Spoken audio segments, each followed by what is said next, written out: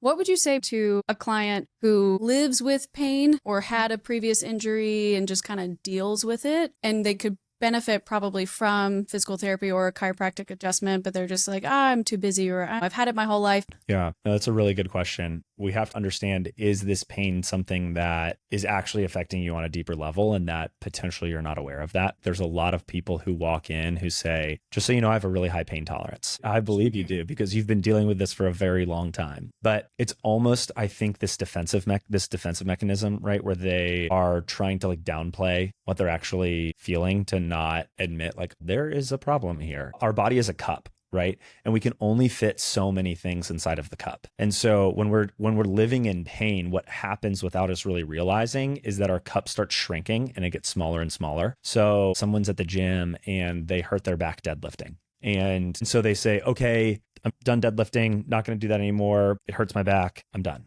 Right. So then they go on and they might go get some treatment or whatever. They go on a few years and, you know, the back gets better. Right. But they're just not deadlifting anymore. And then they're like pulling weeds out of their garden. And now they're saying like, oh, okay, I'm not going to weed my garden anymore. Hurt my back.